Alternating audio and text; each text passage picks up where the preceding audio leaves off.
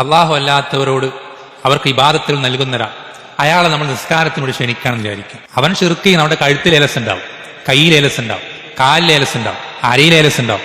അവനോട് ജീവിതത്തിൽ ഒരിക്കൽ പോലും ഈ ഏലസിന്റെ ഗൗരവം പറഞ്ഞു കൊടുക്കൂല, ഇത് ഷിർക്കാണെന്ന് പഠിപ്പിച്ചു കൊടുക്കൂല, തൗഹീദ് പറഞ്ഞു കൊടുക്കൂല.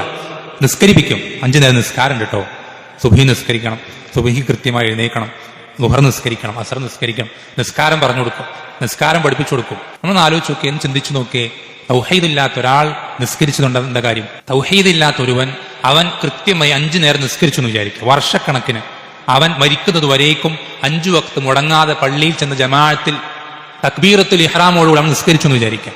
അവന്റെ നിസ്കാരം അവൻ എന്തുപകാരമാണ് ചെയ്യാൻ പോകുന്നത്? അവന്റെ നിസ്കാരം അവൻ എന്തുപകാരമാണ് ചെയ്യാൻ പോകുന്നത്? നമ്മൾ ശ്രദ്ധിക്കണം, ഒരാളുടെ പ്രവർത്തനങ്ങൾ അള്ളാഹു സുബ്ഹാനഹു വ തആല സ്വീകരിക്കുക തൗഹീദ് ഉണ്ടെങ്കിൽ മാത്രം. നമ്മുടെ ഏതൊരു പ്രവർത്തനവും തൗഹീദ് ഇല്ലെങ്കിൽ അള്ളാഹുവിന്റെ അടുക്കൽ അത് സ്വീകരിക്കപ്പെടൂല.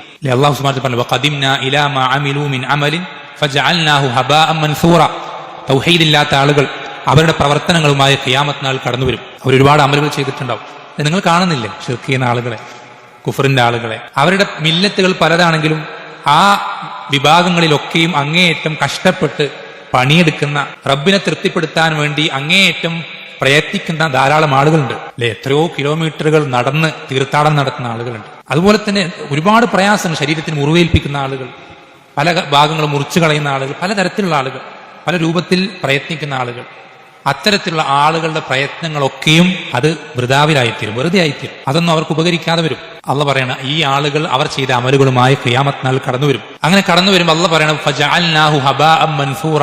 ഈ പ്രവർത്തനങ്ങളിലേക്ക് നാം തിരിയുകയും ആ അമലുകളെ ചിതറിത്തെറിക്കുന്ന ധൂളികൾ പോലെ നാം ആക്കി തീർക്കുകയും ചെയ്യും എന്ന് അള്ളാഹു ഖുർആനിൽ പഠിപ്പിച്ചു തരും. എന്നാൽ തൗഹീദുള്ള ഒരാളുടെ അമലിന്റെ അവസ്ഥ എന്താണ്? നബി സല്ലല്ലാഹു അലൈഹി വസല്ലം പഠിപ്പിച്ചു തന്നിട്ടുണ്ട്.